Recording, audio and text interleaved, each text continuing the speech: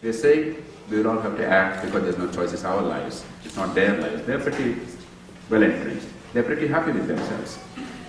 In which other country can you make 10 billion rupees in 5 or 10 years once you are a reasonably senior politician? By virtue of only politics, without creating wealth, which other country gives you that kind of opportunity?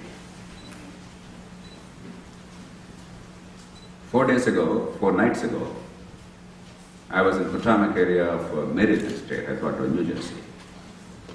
Some Indian friends were with me over dinner. One of them apparently contested for the state assembly in Andhra Pradesh. And by his own admission, he spent about 25 crore rupees for a state assembly constituency in Andhra Pradesh. And he lost it. Last week there were elections in Britain. British economy is at least twice as big as Indian economy today in terms of GDP. It's probably 1/6, 1/7 of the United States, and that means it's twice as big as Indian economy in terms of the gross terms, in GDP terms. The whole of it, Andhra Pradesh economy is only 1/10 or 1/12 of India's economy. That is, Indian economy, AP's economy is about 1/25 of British economy. Fair? The total expenditure by the British political parties was about 50 million pounds sterling.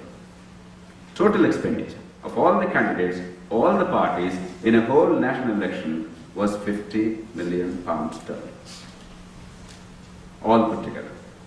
Probably equivalent to about 80 million US dollars. It's changing every day, but I presume about 80 million US dollars.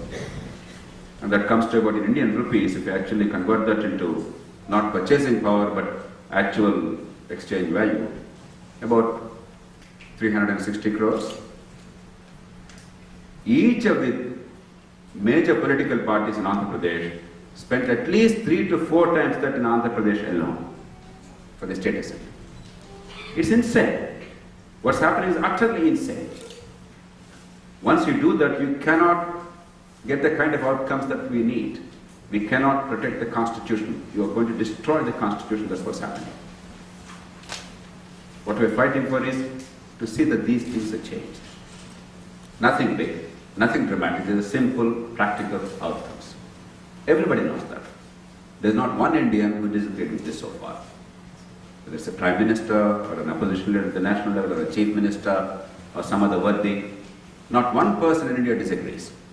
But not one person in India really believes it should happen now. They think it will happen sometime in 100 years' time. That's where the absurdity lies. There's no reason why we should wait for 100 years. What the young people here in this country of Indian origin, what you all are saying is, we will not wait for another 100 years. The world can change, the country can change in the next 5 to 10 years. That's what I'm taking on. Local governments, rule of law, in terms of police and judicial reform, fighting corruption, building institutions and instruments to fight corruption, to end corruption, education, healthcare delivery, and electoral reform so that you don't have to spend that kind of insane money in quest of votes. There's no other country on earth where a politician for a state legislative office spends 20 or 30 crore rupees, 200, 300 million rupees, and yet does not get into office. How can you sustain that? All this is their personal money. It's not like Barack Obama's where money is raised through contributions. It's not legitimate money spent legitimately. It's illegitimately spent to buy the votes. So the money is lost. How can politics be sustained?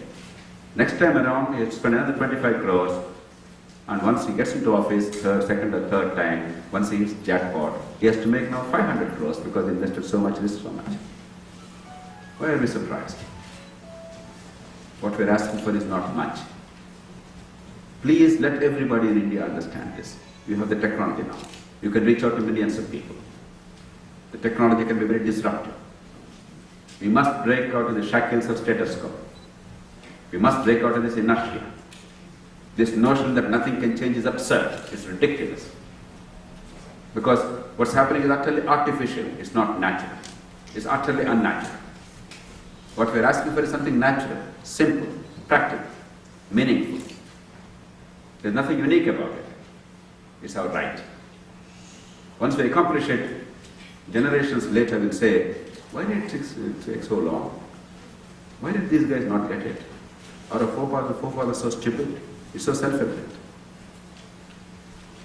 Let's not delay it further, because then we look even more stupid in front of our children.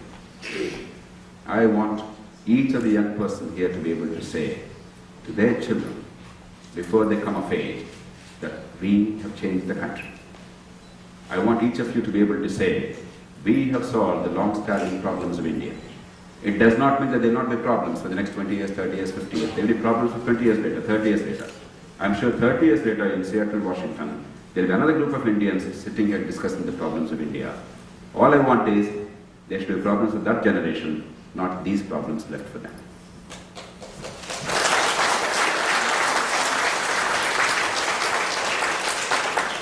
We can do it. I only make one appeal before I conclude. All of you have done us proud.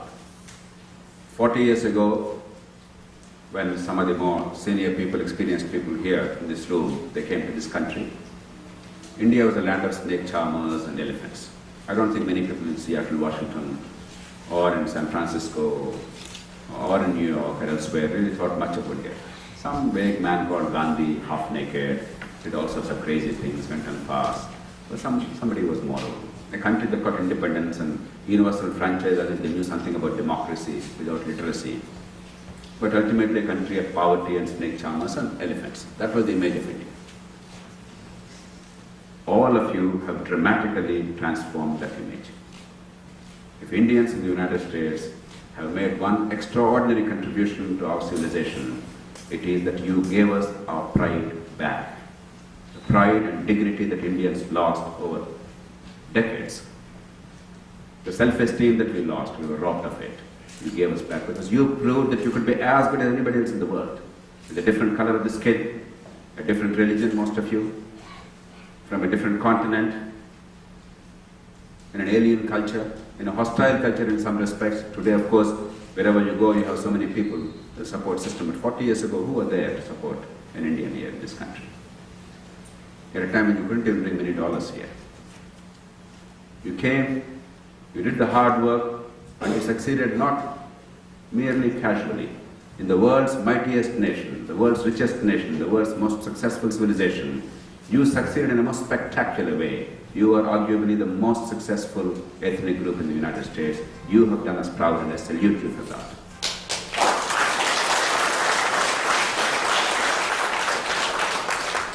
And now I want you to do one more favor for India.